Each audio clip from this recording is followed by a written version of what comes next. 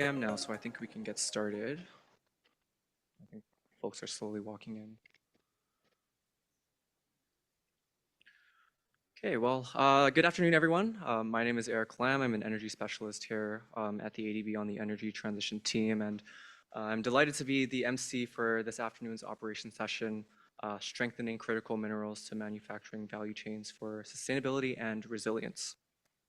We have a jam-packed session today with not only one, but two separate segments to discuss critical minerals to manufacturing value chains with many panelists and presenters joining us today. To start today's session, I would like to invite to the stage for opening remarks Director General Hideaki Iwasaki of ADB's Sector Department 1 to set the session. With over 35 years of experience and more than 22 of those spent navigating the halls of ADB, DG Hideaki is no stranger to the complex intersections of energy, transport, and regional development across Asia and the Pacific. He's held many hats, from Deputy Director General for the Pacific Department to Country Director in Thailand, and as Transport Director for two of ADB's regional departments. DG, the floor is yours.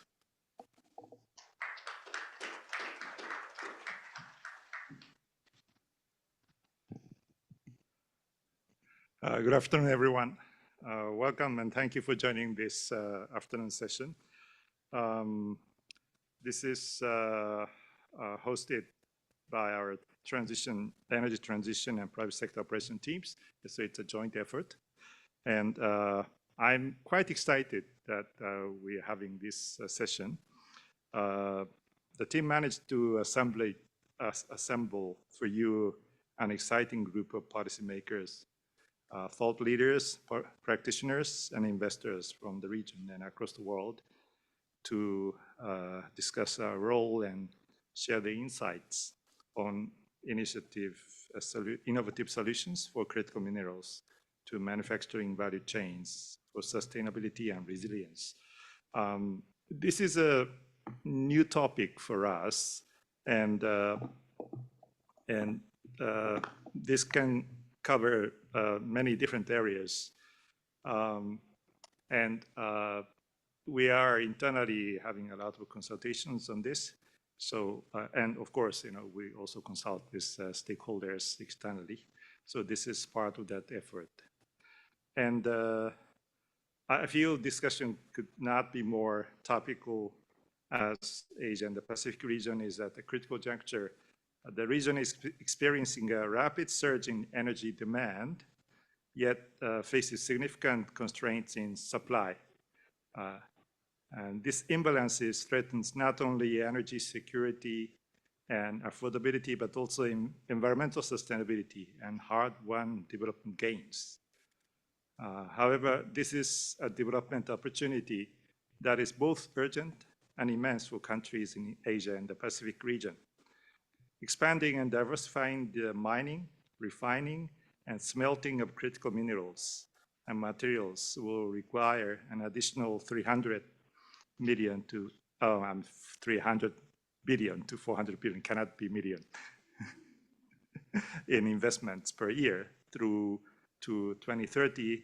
And the market for clean energy technologies is projected to nearly triple to over 2 trillion by 2035, up from the current 700 billion in 2023. We only have the estimate from 2023.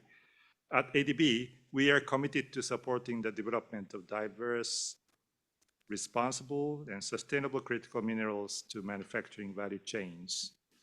And again, I think this is, although we are committed, but it is a new area for us. Approach emphasizes more than just extraction. We take a holistic, integrated view of the entire value chain, from upstream mineral development to midstream manufacturing and to downstream assembly and recycling, with the aim of supporting a circular and inclusive clean energy economy that benefits all. Achieving this needs more than investment in resources. It requires a just and equitable approach that protects indigenous people's rights and livelihoods, promotes social inclusion, and ensures that women, youth workers, Indigenous peoples, and vulnerable communities are not left behind. Therefore, ADB is committed to protecting ecosystems, meeting global ESG standards, and aligning national and regional priorities for economic growth and low carbon development. ADB support is grounded in the recognition that each of our developing member countries has unique strengths and aspirations. Whether a country's potential lies in upstream exploration, midstream processing, downstream manufacturing, or circularity and recycling, we will tailor our assistance to fit local context, policy frameworks, and development goals. We have an established mechanism to develop our country partnership strategy, and we conduct annual consultations with our counterparts. So this will be mainstreamed into those steps. Our approach is also aligned with ADB's Strategy 2030 midterm review. We just conducted the midterm review of our corporate strategy. And this calls for solving complex challenges together, connecting the region and empowering people for dynamic economies and a healthy planet. This means supporting regional cooperation and integration to unlock shared value, promoting open regionalism to facilitate trade and investment in critical minerals and clean technologies, and encouraging public-private partnerships to de-risk and catalyze private sector investment. I hope that today's discussion will inspire how we can collectively rise to this challenge and work together to create new and inclusive partnerships, drive innovation, and bring investments towards projects that move us closer to a just and sustainable energy future. Thank you, and I look forward to a dynamic and insightful conversation.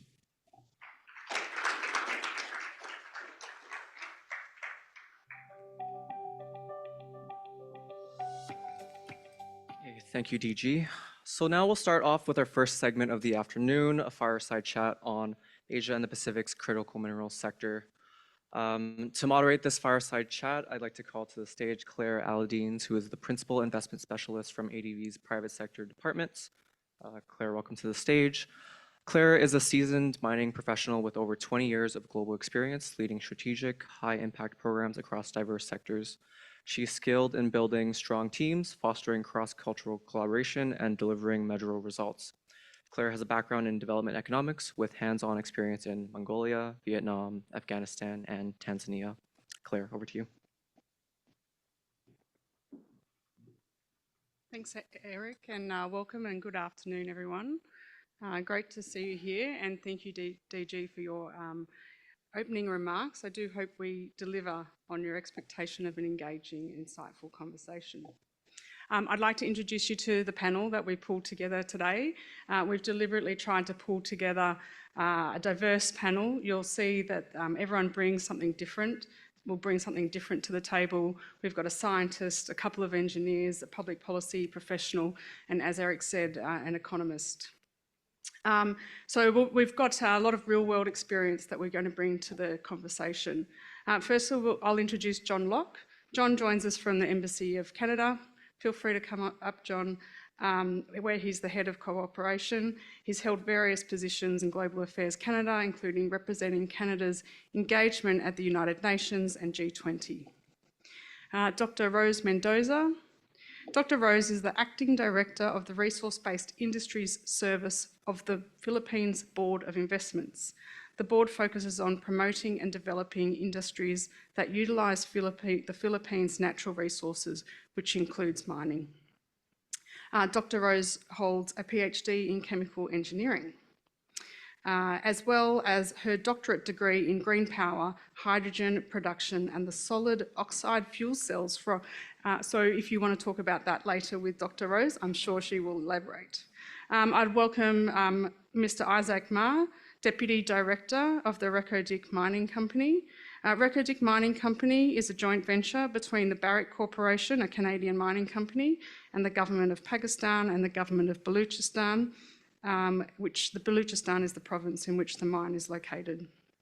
Isaac has extensive experience in delivering complex mining and infrastructure projects in remote and demanding environments. And now finally, welcome Dustin Shin.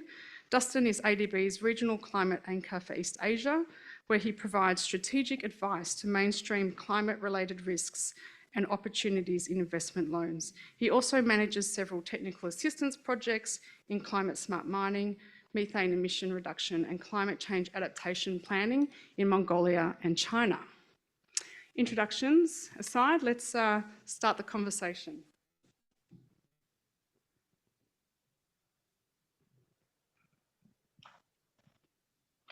Hello, great.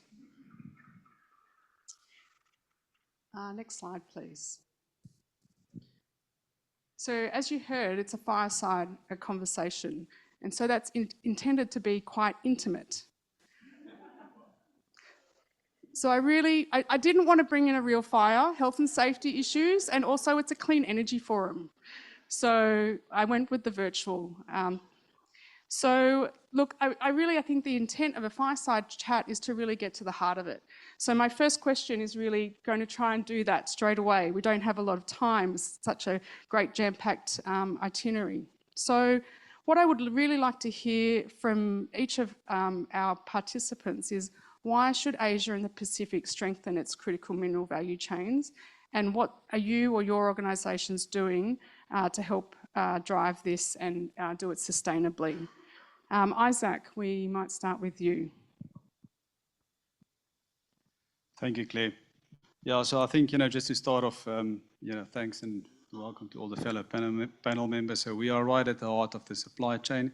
We're in the copper and gold mining industry, and we run a few businesses and assets globally. So we look at to do this responsibly and sustainably and sell that off to the market. So our goal here is to mine responsibly, and that is what is expected from our stakeholders and those countries where we operate in. Thank you. And Rose, what's you or your organisation's why? Yes, hello, good afternoon, everybody. And the Board of Investment wants to position the Philippines as a regional hub for smart, innovative, and sustainability-driven industries. And the agency recognizes the crucial and important role of critical minerals in pursuing this particular target. And with that, we actually have put also critical minerals as one of the priority sectors to promote investments and basically to nurture. Thanks, Rose. I can really feel your passion there. Over to you, John. Good afternoon, everyone.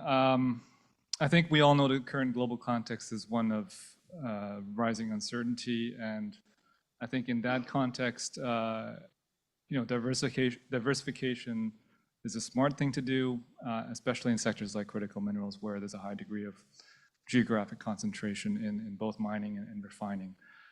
So I would say that Canada is walking the talk on this. We're strengthening our own critical minerals value chains to grow our economy and to be a reliable and sustainable supplier of critical minerals.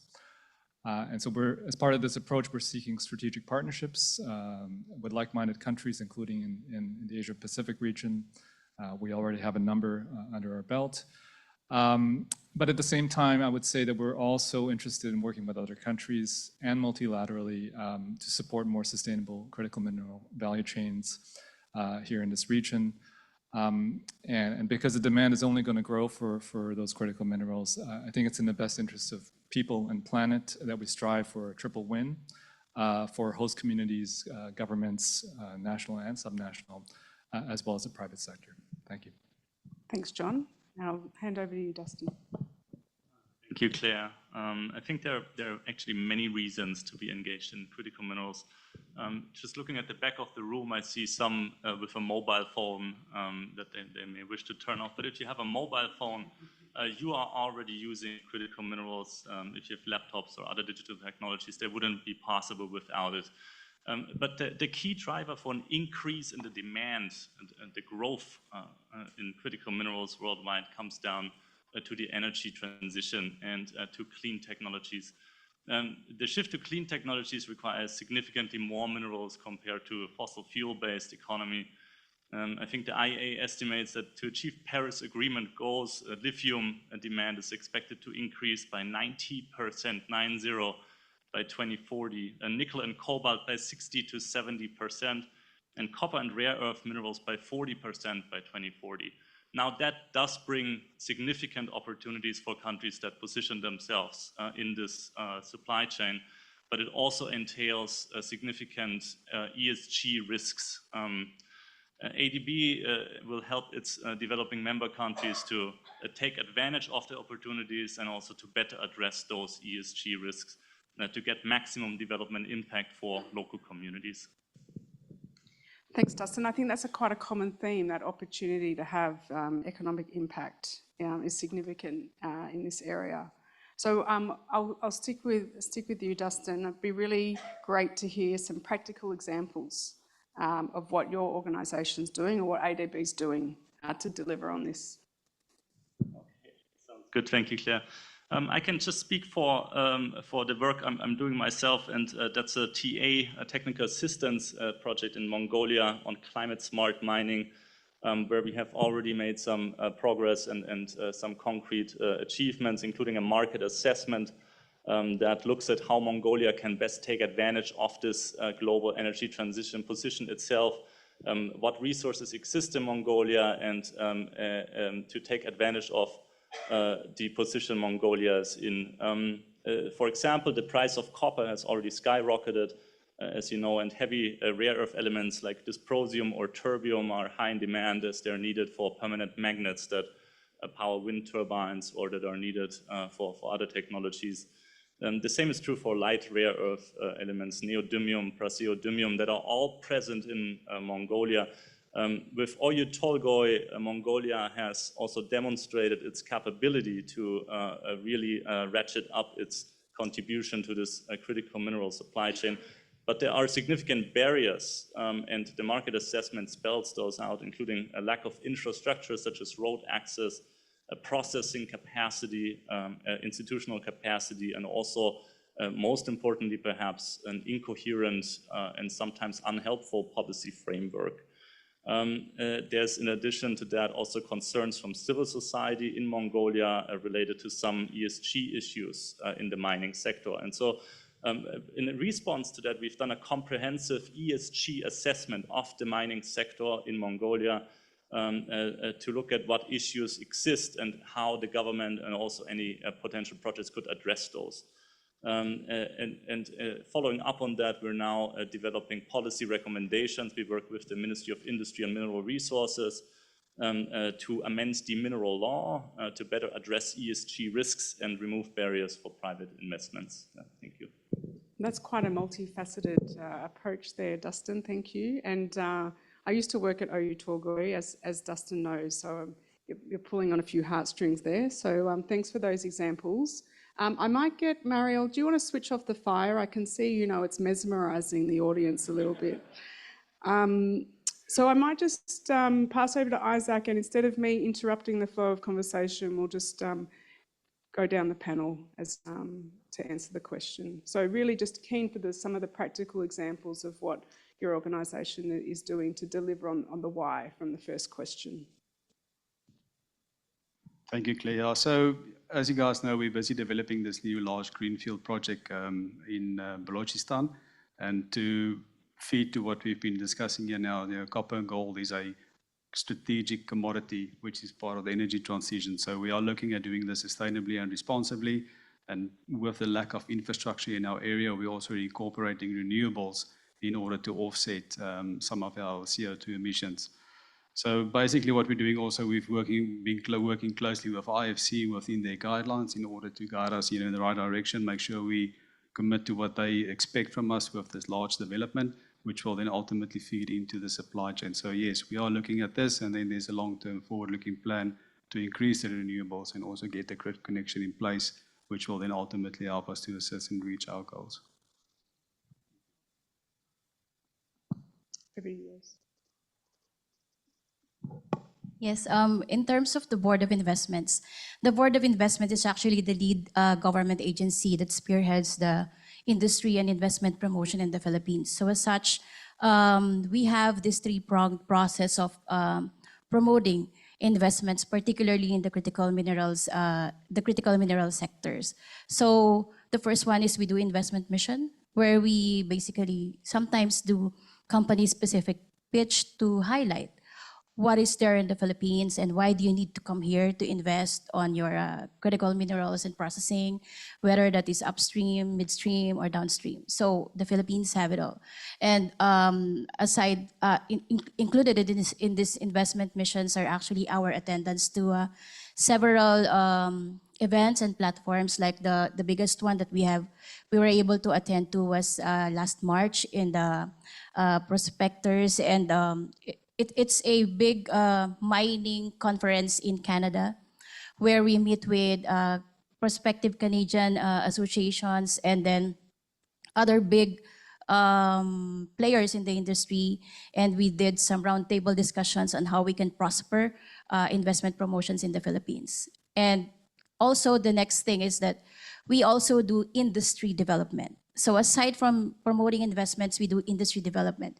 And in this industry development, in terms of the critical minerals, we do and we implement several projects, particularly in the localization of supply chain for the critical minerals. We actually have two ongoing projects. The BOI Labs acronyms. It's a very long project title. We have the Minerals Project, which takes care of the localization of supply chain of the critical minerals sector, which is connected to the Renew Project, which is also localizing supply chain in terms of the renewable energy. So the BOI basically recognizes the definite link between the two, and we are actually promoting both. And the next big thing that we do in BOI is to forge collaborations and partnerships, because we believe that these targets cannot be achieved alone. So one of the projects or one of the collaborations that we were able to establish is our current collaboration with ADB, which we call ADB Ascend, or this is a climate change action plan that facilitates the upstream, the downstream, and the midstream implementation of sector reforms by ADB. So we are actually working on including the Philippines on their second term of this project and be included in the SNTA of ADB. So right now, what happens is that we're just waiting for some, formalities from the Philippine government, basically the no objection from the Department of Finance for us to basically proceed with that particular project. So these are just the few things that we do. There are still a lot of projects that we can, but these are how we do promote the industry, at the same time promote the investments for critical minerals.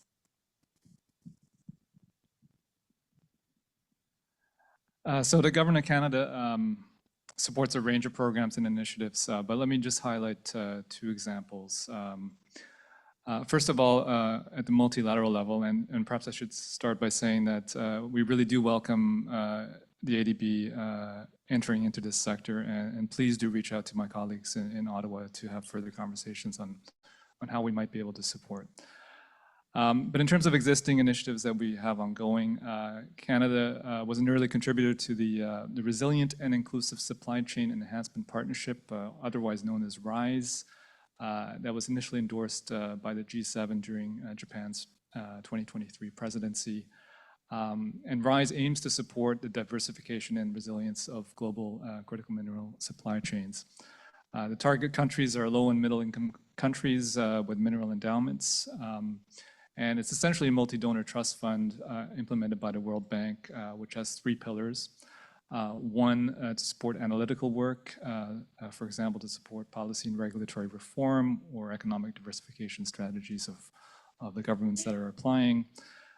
Technical assistance, for example, to support institutions to adopt high ESG standards. And financing is a third pillar, whereby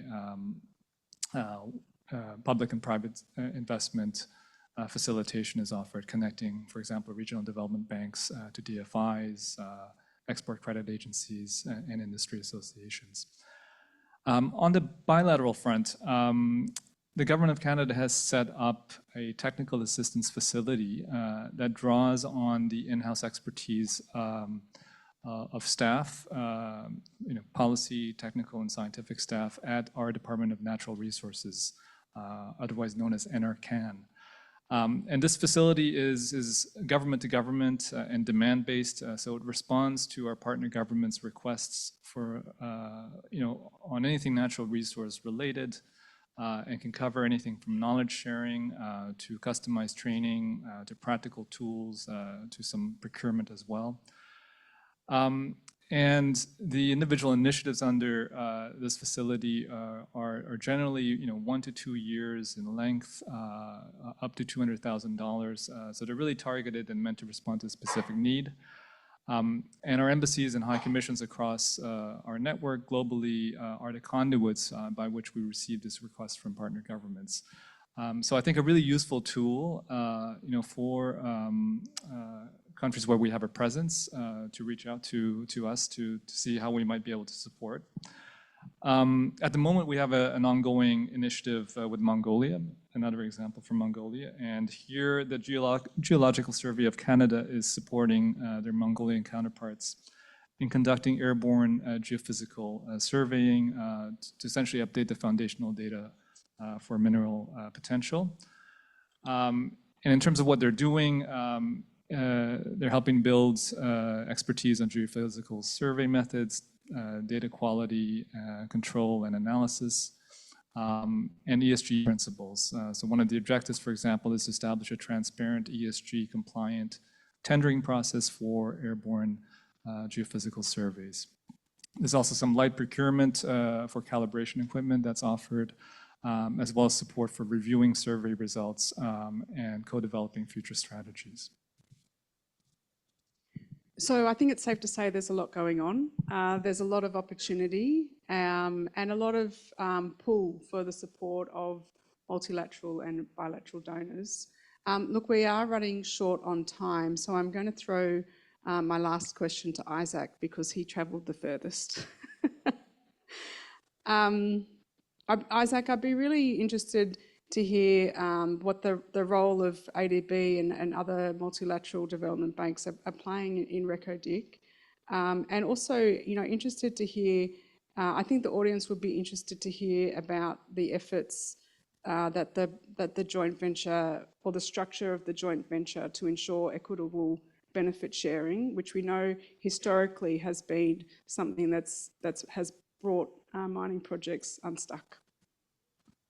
Thank you, Claire. Yeah, so I'll give you guys a quick rundown of what the project is all about. So the project is located in the mineral-rich region of Chagi, which is in Balochistan. It's currently amongst one of the world's largest undeveloped copper and gold deposits. And we are looking at developing in over 2 phases, of which each phase of the project would approximately consume 45 million tons per annum of raw material throughput. And at the end of the execution of phase 2, we will be in a total of 90 million tons per annum throughput to get the project up and running. What we see in terms of our partnership with ADB, it's more like a strategic partnership. ADB brings more than just capital and finance to the project. It also delivers a deep engagement of Pakistan, and it's got a profound understanding of infrastructure development, which is associated to energy, which is associated to all the other rail and extra stuff that we needed for our project. So we will be leveraging off of that. And why I call it strategic is that it also provides us our third-party guarantees, which is essential for us to unlock our finance portion, which we're looking at exceeding about $2 billion for phase 1. So, and that will be leveraged from global international institutes like the IFC, the JBIC, EDC, and the rest of the banks. So we really see this as a strategic partnership going forward.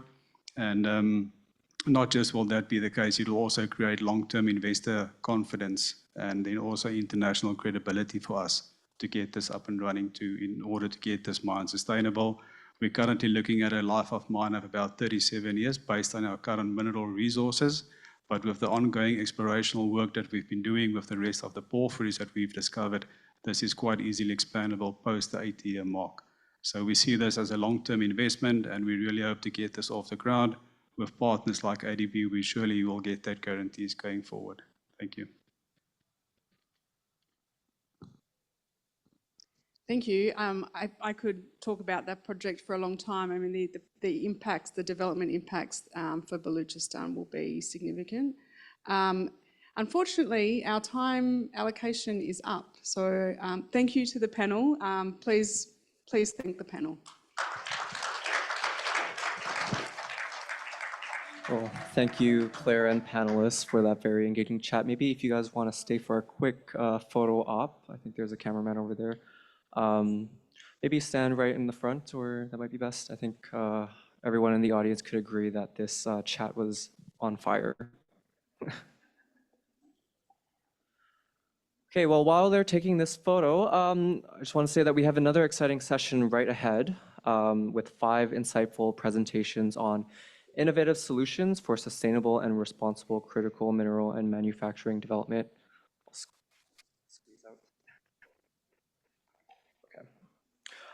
This session will then be followed by an open forum for audience questions and a discussion.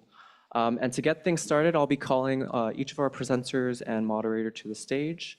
Our first is the moderator, Annika Seiler, who will moderate this segment and provide some scene-setting remarks in a moment. Annika is a principal energy specialist here at the ADB and co-leads ADB's critical minerals to manufacturing value chains for powering progress in Asia and the Pacific initiative. With more than 25 years of experience and over 10 of them here at the ADB, she brings a wealth of knowledge and strategic perspective to today's session. We have 5 sessions, and I'll start by calling up each of the speakers. Our first presenter today is Simon Rowland, who is the program manager for Southeast Asia at the International Energy Agency. Simon oversees political engagement and program coordination with the region, and has over 17 years of experience leading the implementation of projects and programs across emerging and developing countries. Our next presenter is Jens Reudenhuizer, who is the head of advisory at Dornier Group. He brings deep expertise in the design, permitting, and performance assessment of utility-scale solar PV and battery energy storage systems. He's worked closely with the ADB on energy projects in Cambodia, Bhutan, and Uzbekistan. Our third presenter today is Professor Lou Andrew Tria, who is professor and director at the Electrical and Electronics Engineering Institute at the University of the Philippines. Professor Lou focuses his research on power electronics, electric motor design, and energy systems such as solar PV and EVs. He's also co-founder of CHRG EV Technologies, a startup supporting the local Philippines EV industry. Fourth we have is Joanne Adesi-Cataling. Attorney Joanne is president of Oceana Gold Philippines. She brings over 15 years of experience in the mining industry and serves as trustee of the Chamber of Mines of the Philippines and DIWATA, as well as industry representative for the Philippines Extractive Industries Transparency Initiative, or EITI.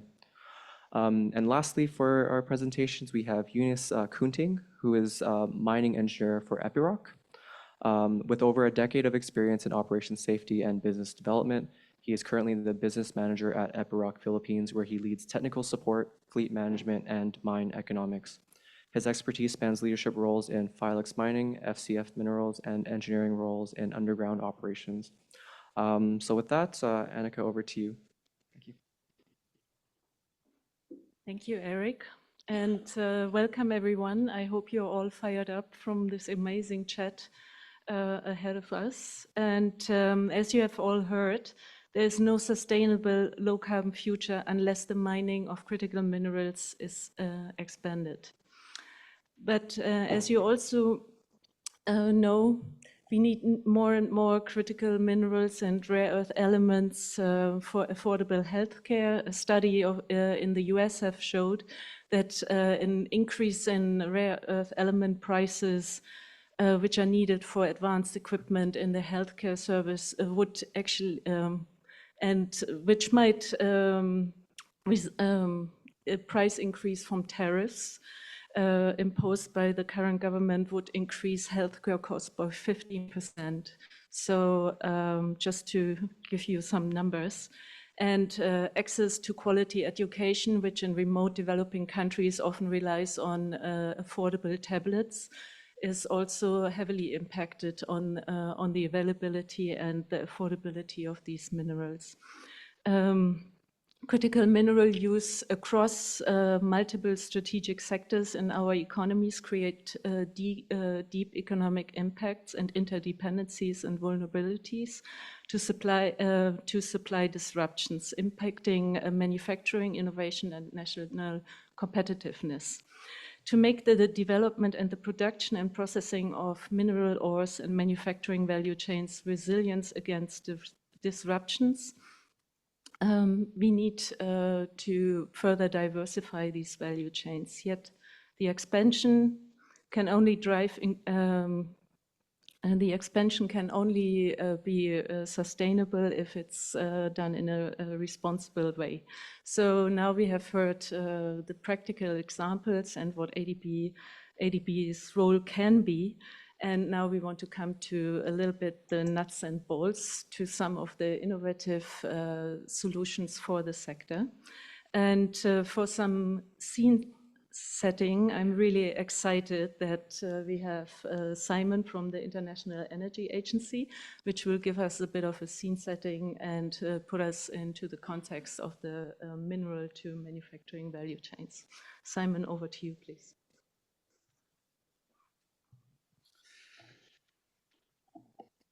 Thank you, Annika. So yeah, my name is Simon Roland, and I'm the program manager for Southeast Asia at the International Energy Agency. So the IEA is working on increasingly on the issue and on the topic of critical mineral and clean technology value chain, as we acknowledge the growing role they are taking both for decarbonizing economies around the world, but also for the increasing importance in socio-economic development in the various countries, in particular in Asia. We're working at different levels. At the local level, for example, we work very closely with MEMR in Indonesia to support ESG for mining. We work at the regional level with international dialogue for decision makers and the industry in Southeast Asia. And we, of course, work at the global levels with a number of reports, two of which, the global EV reviews and the critical mineral reviews, were issued last week. And I think I'm bringing a lot of new interesting topic in regarding value chain and critical mineral.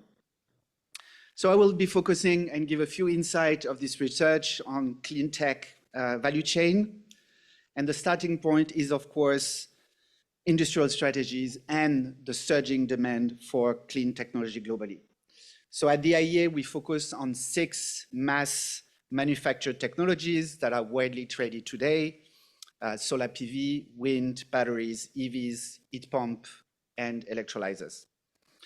Clean tech in the aggregates are obviously no longer a niche. They constitute a huge set of business opportunities. In 2015, 1% of car sales globally were EVs. In 2023, it was 1 in 5, and our latest outlook, which was released last week, project that it will rise to 1 in 4 this year. This market surged to more than $700 billion in 2023, largely dominated by China, which captured 60% of this value. And the total market value of clean tech is set to grow further. In our more conservative scenario, which reflects only current policy setting, we expect that it will reach $2 trillion by 2035, which, to give you an order of comparison, is the equivalent of average oil market for the past few years. So of course, it's a very different commodity, but that gives you an idea of the magnitude of what we're talking about. I want to say a few words about how emerging and developing countries are positioned currently and in the near future in that clean tech value chain discussion. There are currently only very few clean technology manufacturing facilities in operation in Latin America, Africa, and Southeast Asia. They account for around less than 5% of the value created by those value chains. And unfortunately, the immediate outlook is also not extremely positive because less than 5% of the pipeline of announced capacity globally to 2030 are based on those countries. The role of emerging and developing countries in clean tech value chain is most of the time limited primarily to the supply of raw material, obviously the very initial step. This is, for instance, the case of copper, Latin America, and bauxite in Guinea. In the context of a just people-centered transition, obviously we need to do better, and countries need to move up the value chain to reap more the benefits of the clean tech manufacturing.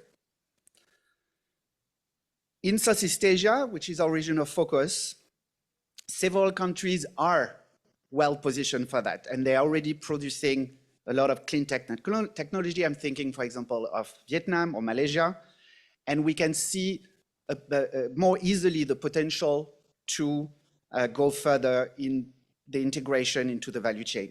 According to analysis, the region could become one of the cheapest places to produce a key component of solar PV in the near future within the next 10 years, and are set to take a larger share of this market.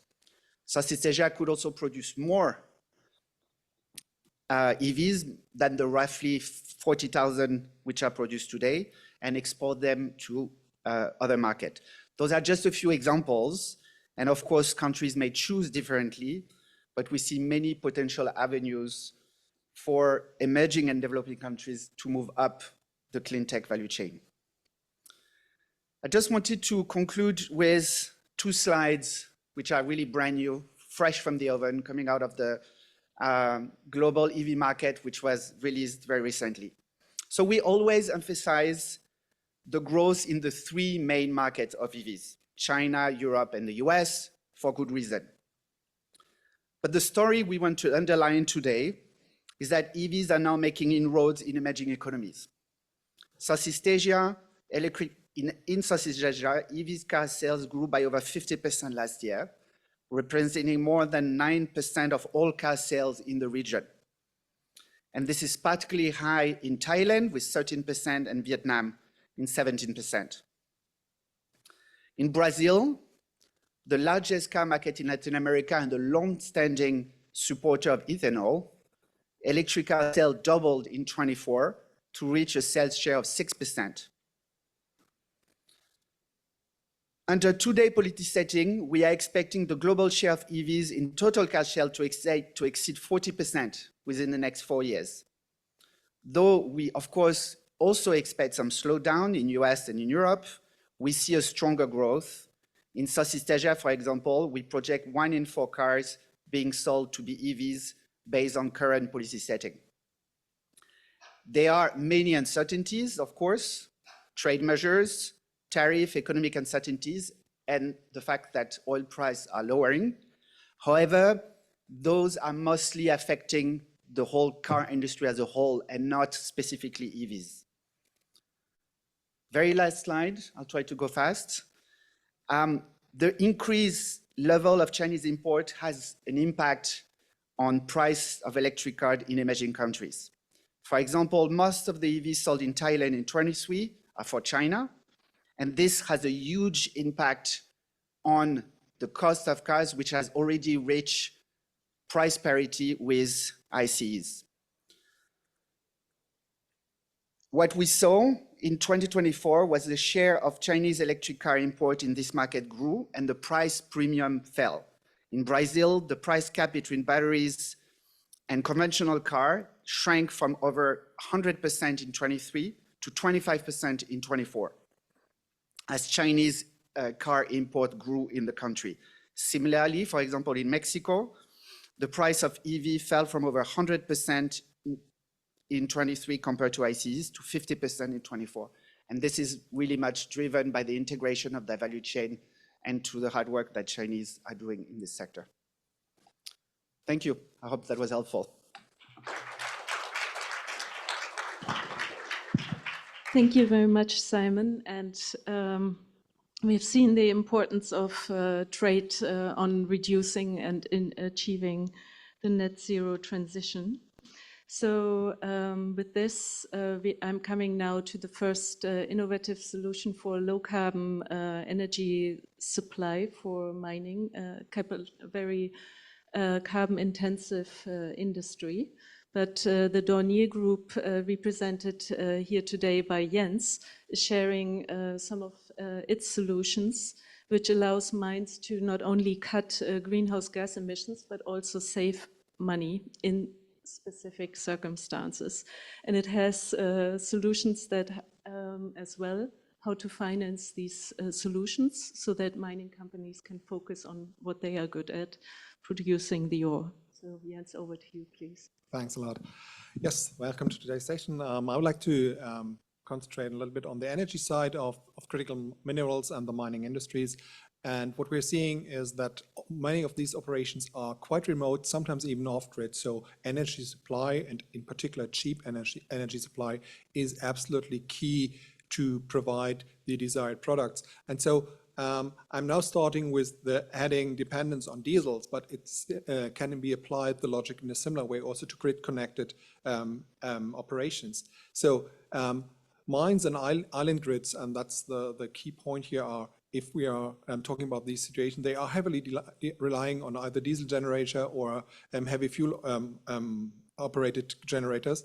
So, and with this fact, we have the situation that we have limited access and infrastructure. We have high cost of grid extension to get there, and the alternative energy sources are pretty limited. And this induces a high reliance on the diesel generators. And so the risks associated, or the consequences associated, are of course the fuel supply disruptions, and we have high and volatile energy costs and greenhouse gas emissions which are associated with operating these engines.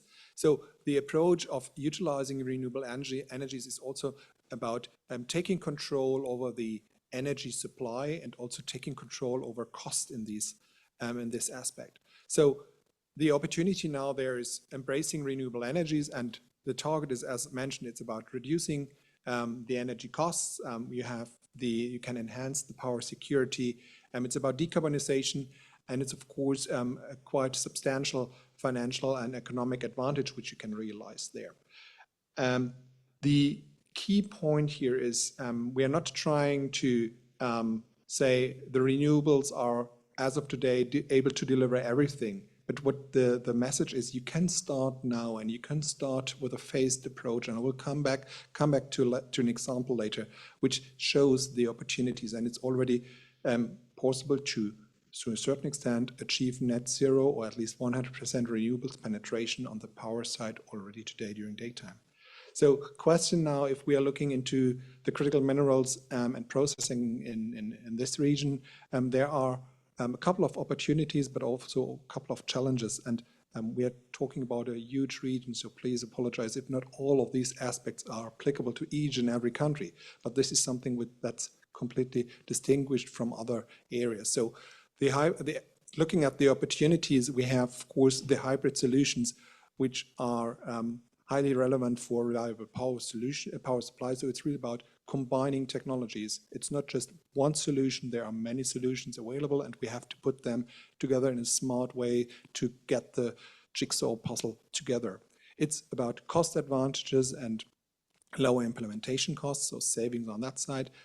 We can also look into, and now we are already start talking about the financing, we can talk about power purchase agreements. So incorporating IPPs, independent power producers, that are willing to take over the power supply to mining operations. And there are actually a couple of IPPs around that are willing to take this risk and even go to sites and locations which are not that convenient in all cases. So that's definitely an option. And also talking about floating PV, which is in particular in this region a quite attractive option, which is also sometimes considered more acceptable compared to ground-mounted solar. and it's also potentially an option for tailing ponds in mining industry. So there are several options that can be utilized when talking about floating PV. Challenges, of course, weather conditions here, in particular when we are talking about solar or also wind energy. Tropical storms are a topic which we have to address here.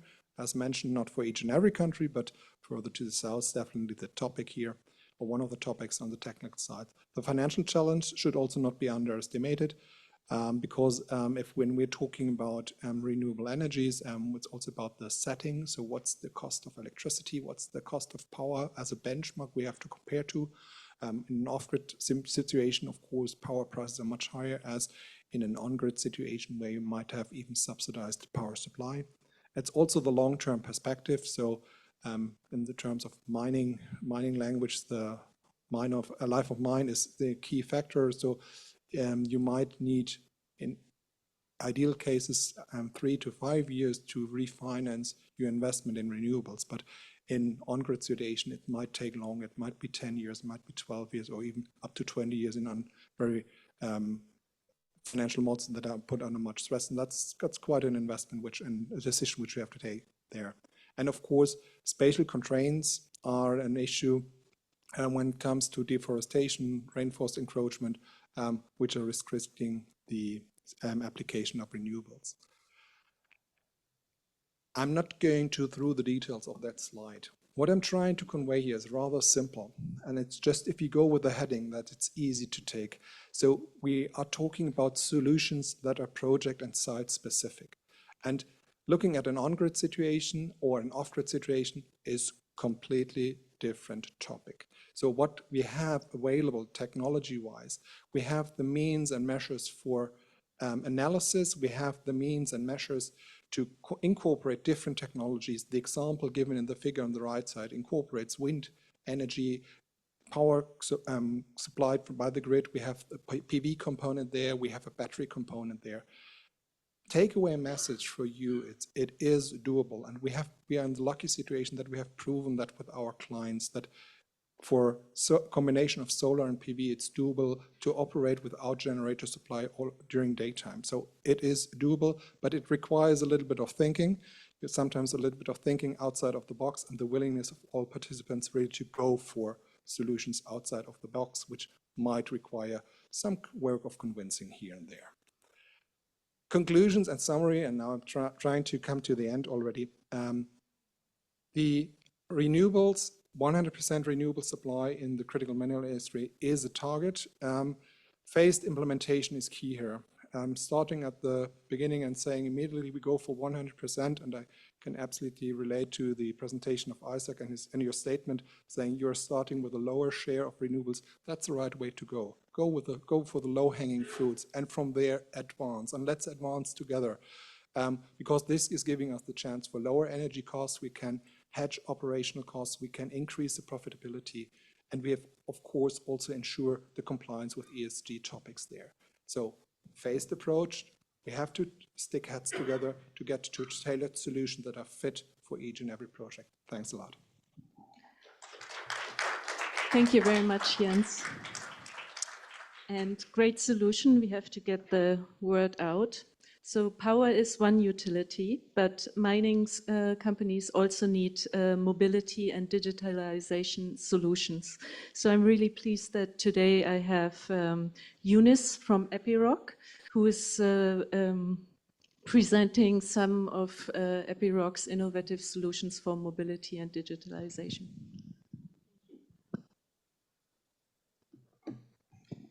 Thank you. Thank you for having us.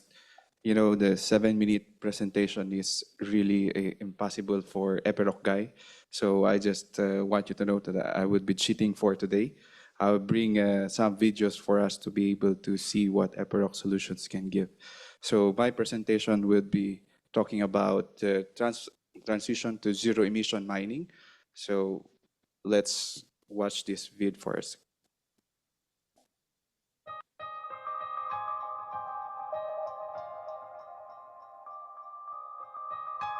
Shifting to renewable energy sources and adopting a circular way of working is essential for lowering CO2 emissions globally. We are leading the charge towards sustainability in mining by offering a complete electrification solution. Let us explain how we are supporting the transition to more efficient ways of mining underground, with reduced environmental impact. As a vital part of a sustainable society, our role is to ensure that operations can work in the safest, most environmentally friendly and efficient way possible. For this reason, we have developed a broad set of sustainability goals that guide our way forward. By working together, your sustainability goals go hand in hand with setting our innovation agenda. By pushing the boundaries within automation, digitalization, and electrification, we are constantly improving safety and reducing our environmental impact. Our battery technology is designed for interoperability and connectivity, providing detailed insights and an instant overview of electric fleets.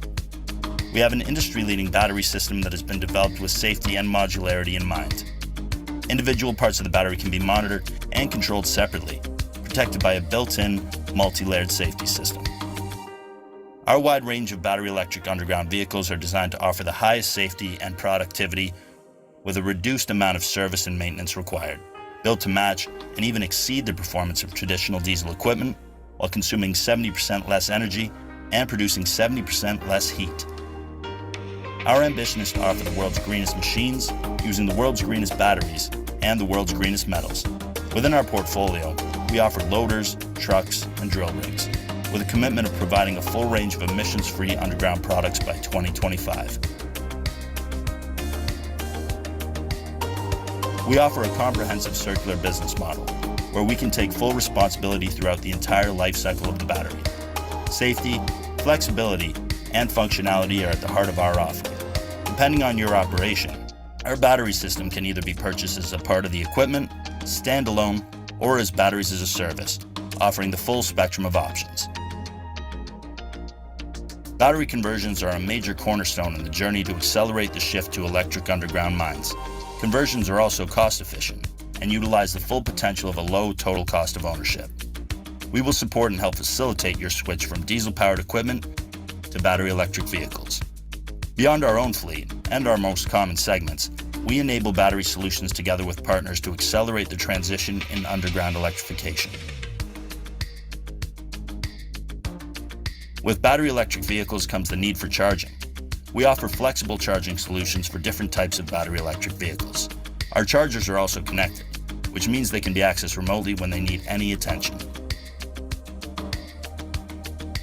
Through strategic acquisitions, we strengthen our capacity to connect and build the infrastructure required for mines as they shift to battery electric vehicles. One important part of the infrastructure is our battery swap system. This is a safe and scalable solution that allows multiple machines to swap batteries at a common charging station.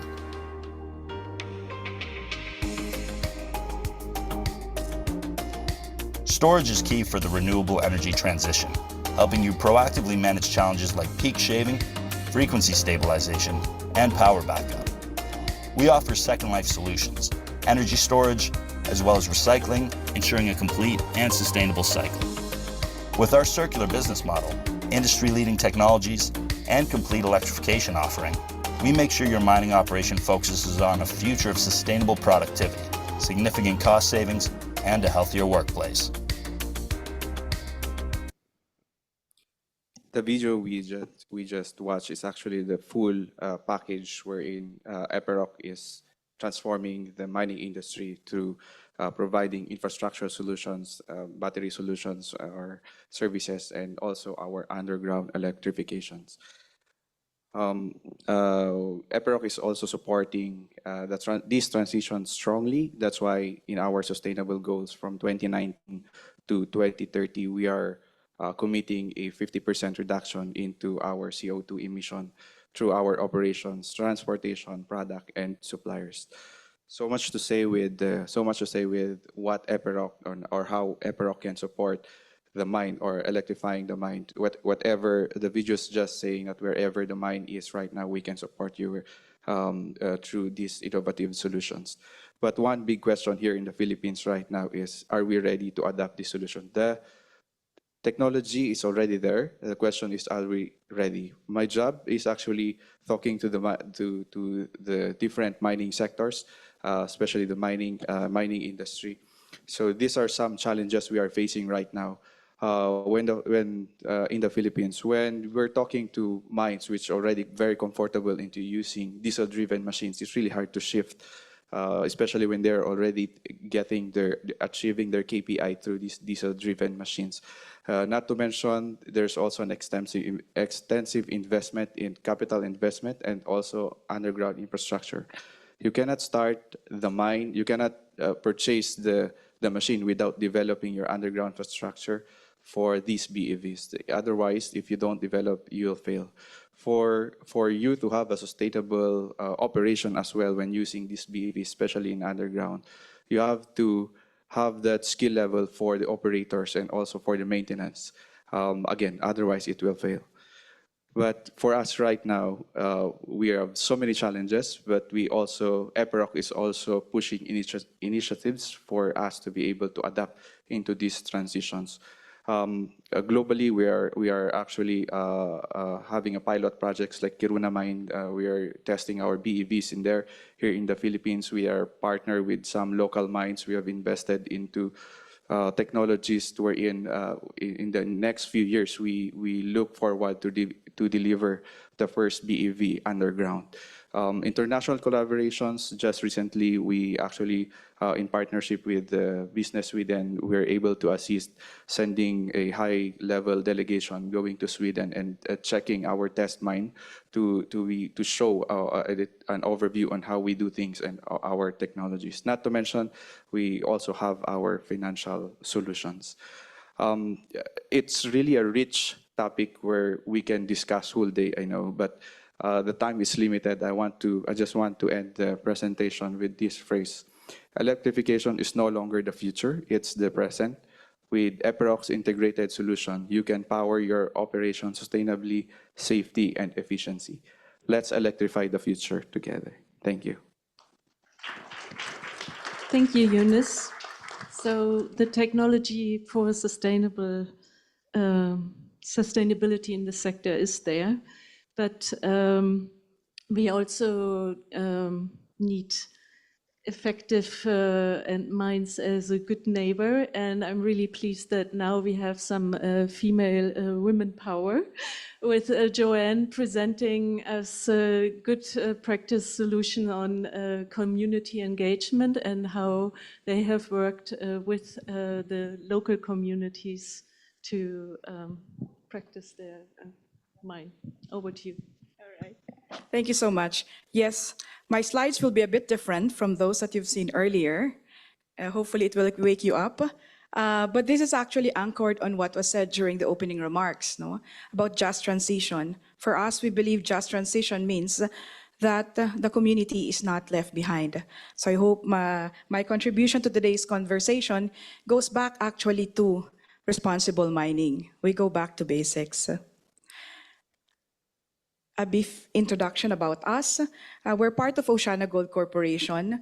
OGC, our parent company, is an intermediate gold producer, over 30 years of experience. And the Didipio mine here in the Philippines is one of its 4 operating mines globally. The Didipio mine is located in Region 2, in the Cagayan Valley region, straddling the provinces of Nueva Vizcaya and Quirino. We're currently an underground mining operation. We produce both gold, 25% of which goes to the Bangko Sentral ng Pilipinas, sold of course, not free, and copper concentrate using clean production technology. Our approach to sustainability, we believe sustainability is embedded in how we operate from exploration to rehabilitation. We're a member of the World Gold Council, and we are committed to responsible gold mining principles.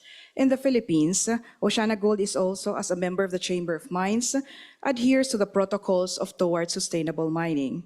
Our sustainability strategy is structured around 4 key pillars: health and safety, external affairs and social performance, environment, and climate change. Our responsible mining framework integrates sustainability into our business strategy, planning, and operational processes. It complements our sustainability strategy. One key initiative is on external affairs and social performance.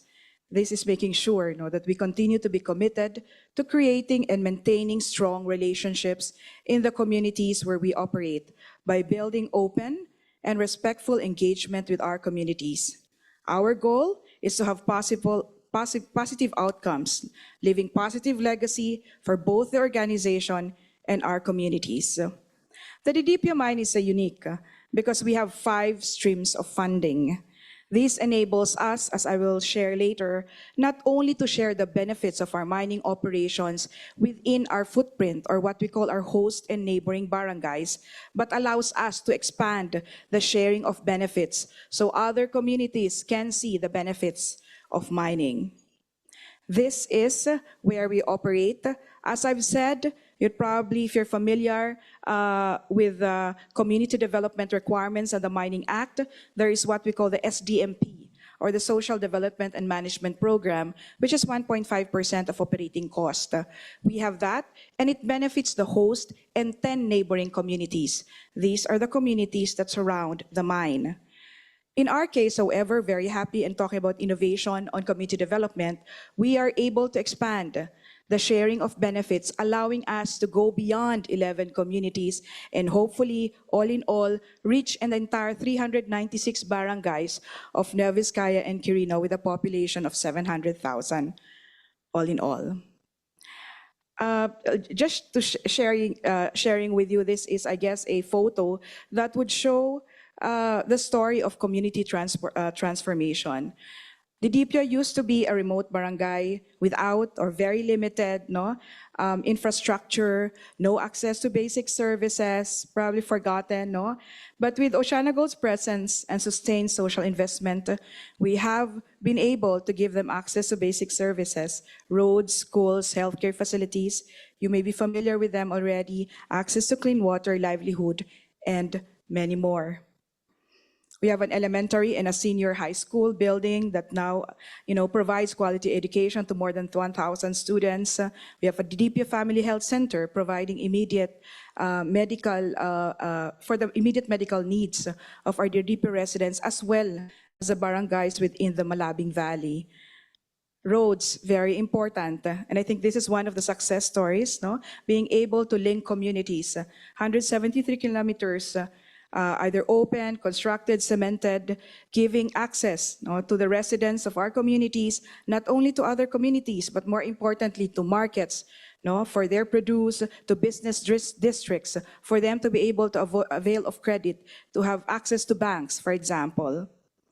Another success story for us is the establishment of D Corp, which is the Didipio Community Corporation.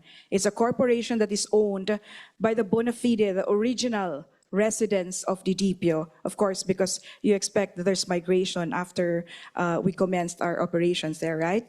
But this corporation, 393 shareholders, 291 employees, and with annual dividend payouts, we were able to set them up with seed money and a lot of support, and now they're one of the large businesses in Nueva Vizcaya, recognized recently as the top taxpayer in our province. We are also not located in an ancestral domain. However, all communities surrounding us self-identify themselves as members of indigenous peoples groups or ICCs outside the region. Because of that, we recognize that we also have to support in making sure that their culture gets transferred to the future generation, especially that they are away precisely from their ancestral domains where they originally came from. Scholarship is another big thing for us. There's a usual support for building schools and laboratory equipment and school supplies. But we love the scholarship programs and the educational assistance programs. With this, we're able to have our communities proudly produce their engineers, their teachers, and many other professionals. We're also very proud of the workforce, and you will see here that 43% actually come from our host barangay, and a big chunk, so all in all, about 68% coming from Nueva Vizcaya and Quirino. I'll just end probably with this slide, which also shows the investments that have been made by the company to make sure that we're able to mitigate the impacts of our operations. There's a paste backfill plant, the first one ever in the Philippines, automated. We're able to make use of the waste, of the tailings, mix it with cement, and use it to fill voids. Thereby, we're able to safely mine, but on top of that, limit the footprint that we need for our operations. We also invested, of course, in tailings storage facility, not only Philippine regulation standards, but also international standards, a water treatment plant, and as I've said, a clean technology, not using mercury, not using cyanide. So I think for me, in closing, the conversation of clean energy transition means that we don't leave our communities behind. And for us, it goes back to basic of responsible mining. Thank you very much. Thank you very much, Joanne. And just to say that Joanne is one of those few leading women in mining. And just to leave you with one statistic from 2023, 14% of executives in the industry were women, and 12.3% held board seats. So thank you that we have a champion with Joanne, and earlier we had one in Claire leading the moderator as moderator. So now we have come full circle, and we have one presentation by Professor Liu, who has looked at the numbers and what are actually the opportunities and challenges for the Philippines in this case to use its mineral riches to spur the downstreaming of EV battery manufacturing. Over to you. Thank you.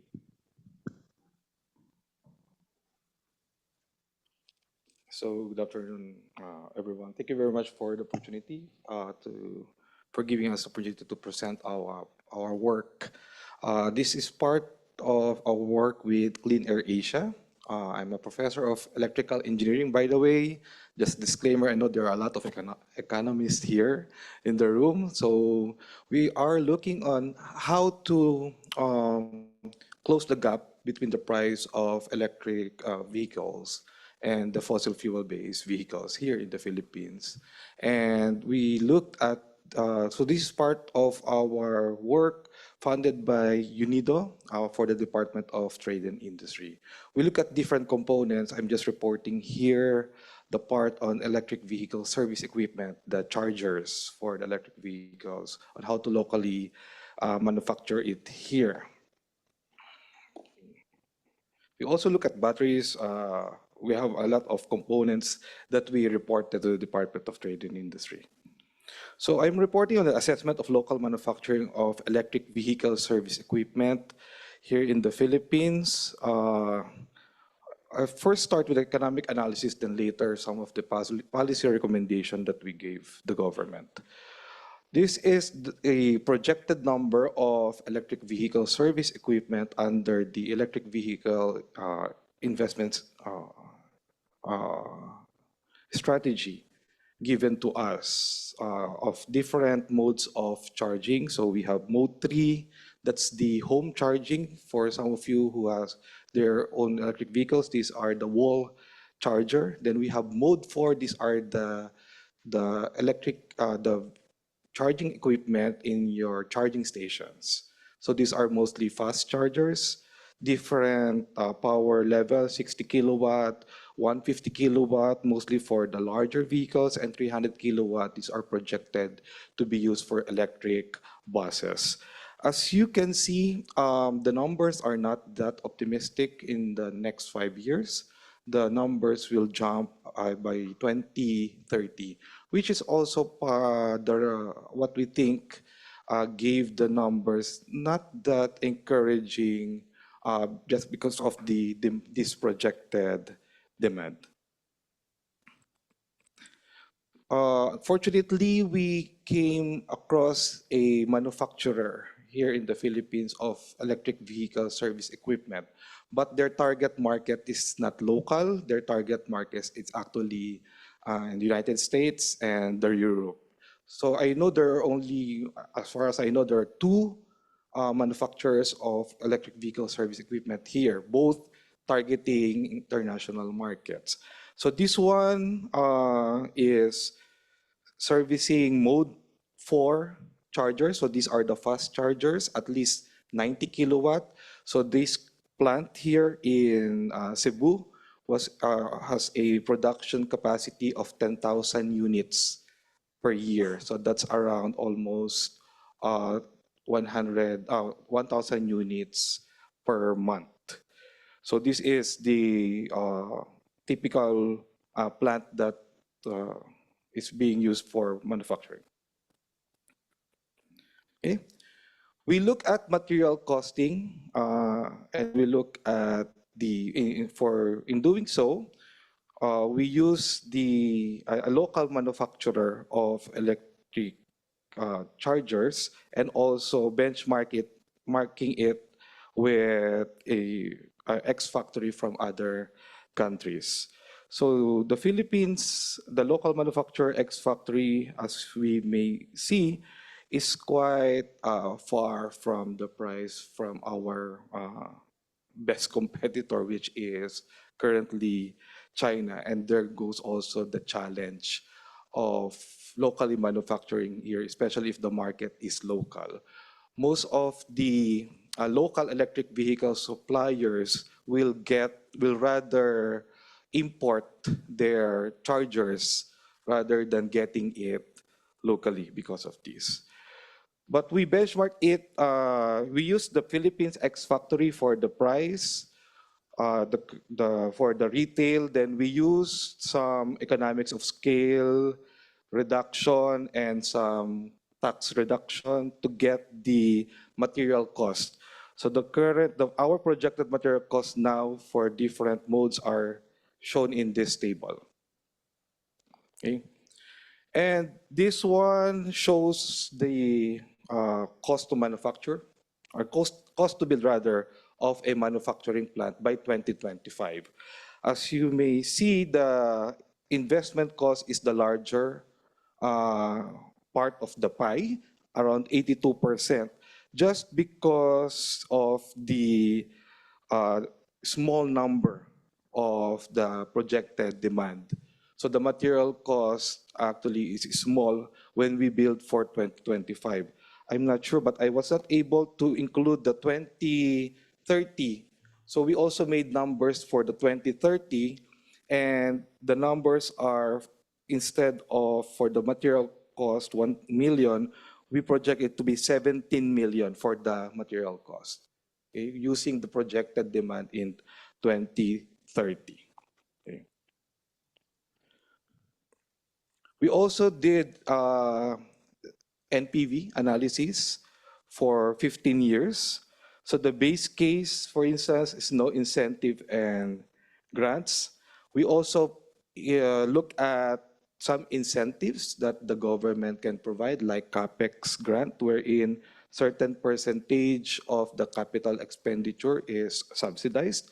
We also looked at a scenario wherein there is tax incentive, for instance, custom duty exemption, VAT exemption, zero on domestic purchases, or VAT exemption for 15 years, or a combination of the tax and CAPEX.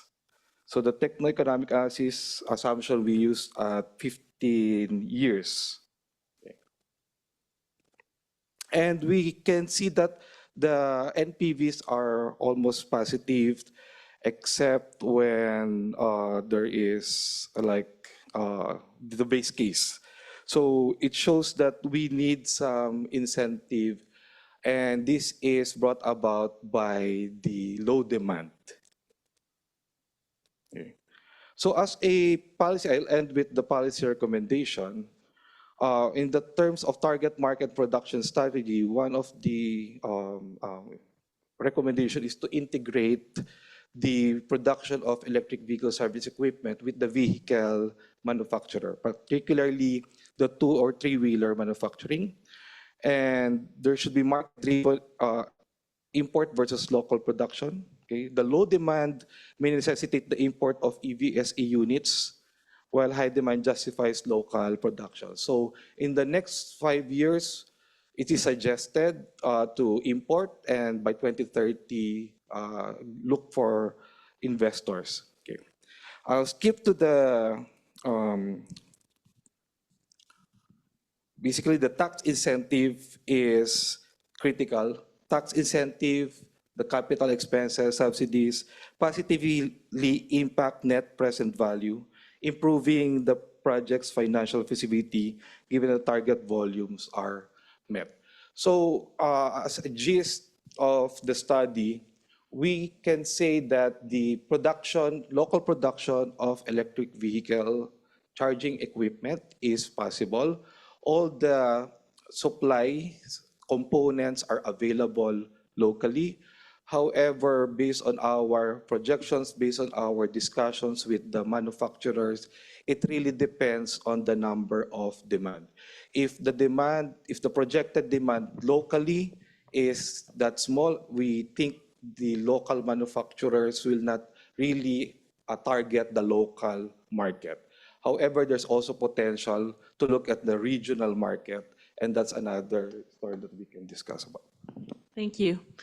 We have a little bit time left, so please get your questions ready.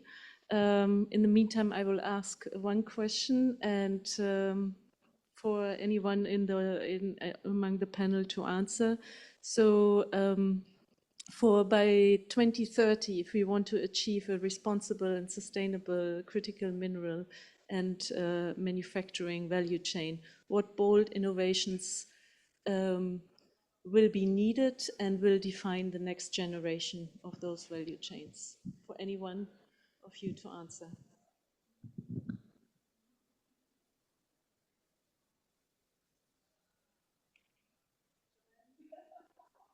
To give it a try?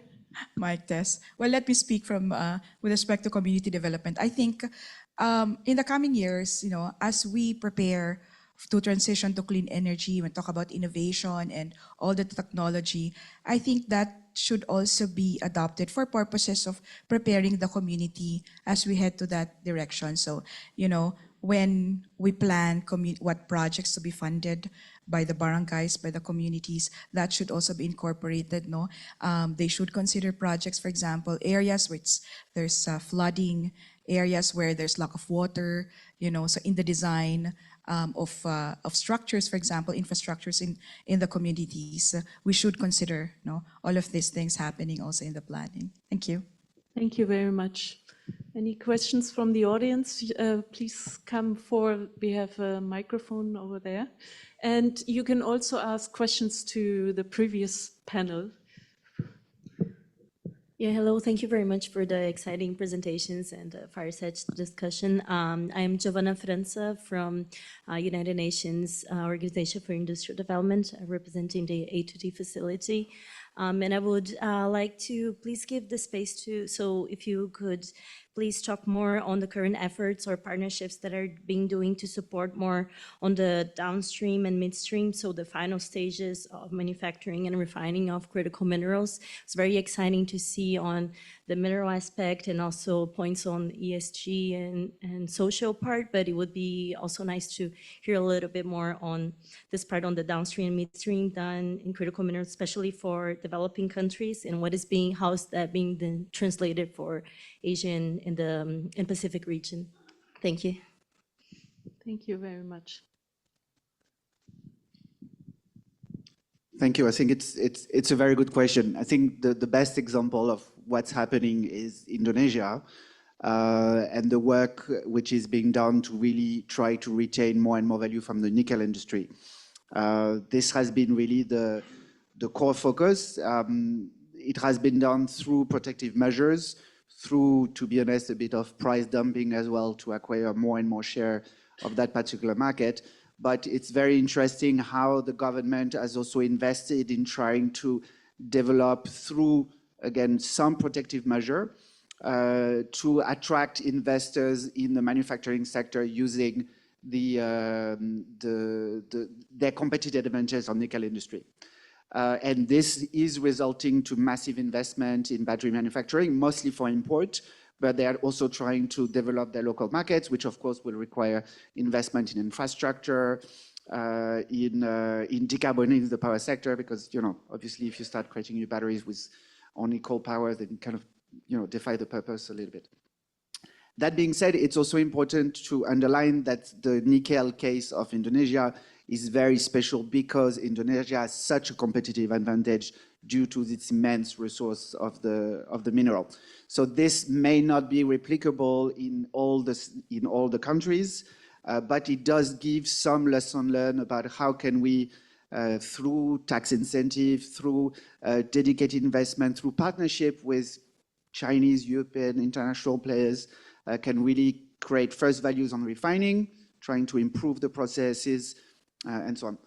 And maybe one last point to the question I think earlier that you asked. I think eventually one of the key innovation, technology and so on is all important, but it's on improving the link between producer and consumer and accepting the fact that decarbonizing and improving the value chain of clean tech and critical minerals will have a cost, and that this at some point will have to be integrated into the thinking around critical mineral and value chain. And that, yes, maybe it will be better to have some green premium for, sustainable mining, refining, and so on in Indonesia, for example, rather than necessarily going to the cheapest thing. But it's a vast discussion. Thank you, Simon. So I don't see another. Oh. Okay, go ahead. Yeah, thank you for entertaining this. I'm not sure if this is the last question, but yeah. So thank you to the speakers and thank you ADB for organizing this session. So my question is for the ADB actually, and it's more on how ADB intends to choose its partners in this very critical issue of pursuing critical minerals to manufacturing value chains, because a lot of the operators or a lot of the companies that are involved in mining today have received a lot of complaints from communities. Of course, there will be communities who will receive the benefits, but we are also aware of the communities who are not receiving the benefits and are actually filing a lot of cases against these big mining companies. And there are only, I think, a handful of them. So how will ADB, how does ADB intend to choose its partners when working with these critical minerals? Thank you. Thanks. Claire, do you want to answer? All right. I think ADB, thank you very much for the question. Number one, any project, whether in this sector or in any other sector, will have to comply with ADB safeguards and governance guardrails, anti-corruption, anti-bribery. And we will choose also in this sector very carefully the partners. We will work with experienced partners with a good reputation, but we will also work with our partners to improve their project design in terms of stakeholder engagement and local community benefits in terms of water stewardship, in terms of taxation, avoiding of base erosion and profit shifting. So good governance, we will work on this as a holistic approach. So we will work with the governments to set in place the right policies and regulations. And at the same time, we will work with our corporations to deliver these responsible projects, which will incorporate innovations so that we support the sustainable and responsible development of the sector. With this, I'm actually now really come to the end, and there are a lot of more questions, and I beg your pardon, but we want to finish on time. So with this, I just invite my fellow panelists for a short photo op, and then we come to the closing remarks. Okay, thank you so much. Okay, well, thank you so much, Annika and panelists. I think this is still working. Just in light of time, maybe I'll quickly wrap up and introduce Pradeep Thawarkar, Director for Energy Transition here at the ADB, to share some closing remarks. Yeah, maybe we could do the photo afterwards with folks from the fireside chat as well. Oh, okay, perfect. With over 20 years of experience in tackling global energy and environmental challenges, Pradeep is at the forefront of ADB's work on energy transition from industrial decarbonization and offshore wind to critical minerals and clean energy technology supply chains and increasing access to climate finance. Pradeep, over to you.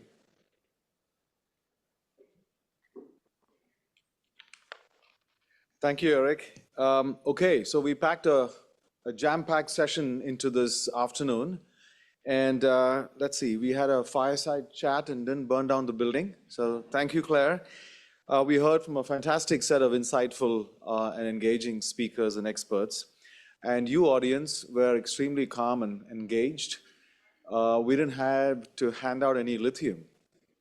So as you all probably know, lithium's been used for over 150 years as a mood stabilizer. And it's just unfortunate that these days we put it into lithium ion and into our cell phones, get on social media and mess up our moods and those of people around us. So it's not just good to produce minerals responsibly, but also use them responsibly, right? No, seriously though, just wanted to highlight a few key points, I think, which were made during the whole event, the panel. I think we can all say that critical minerals aren't optional. They're essential. And securing these minerals is essential for powering clean energy, for digital transformation, and for inclusive growth across our regions. And as we're hearing, our region is well placed to meet this demand. And from ESG risks to supply chain shocks, our biggest challenge is to drive the innovation and resilience we need to transform the minerals to manufacturing value chain. And ADB is committed to helping our clients in this space, both public and private sector. As the DG mentioned earlier in the day, this is a new area for us. We don't have all the answers, but we want to go in with our eyes open, with the right approach, work with our peer institutions and our clients and our partners and do the right thing. Harmonizing ESG standards, that's something that was talked about quite a bit. Circularity and decarbonization, as we heard, are really our key. And circularity really starts not at the end of the product life cycle, but at the beginning. You design for circularity. It is no longer okay to think that when you decommission a wind power plant, you can just bury the turbines in a landfill, because that's what we used to do, and we used to call it green energy. But we can't do that anymore, right? And solving complex supply chain challenges, as I said, requires partnerships between governments, business, academia, and civil society, working together through bold and strategic partnerships. I want to thank our panelists who spent their valuable time today for sharing your expertise and practical solutions, to our moderators for guiding the discussions. Thank you to Annika and to Eric, to KJ, I don't know if he's in the room, Claire, of course, and Marielle for their work both on developing ADB's approach to engaging in this space. That's a 18-month-long process that's going on, which we hope to bring to culmination soon, and for organizing this event. And thank you to all of the participants for your engagement and for your support. We look forward to continuing this discussion. It doesn't end here today. And please stay in touch, and thank you for your time.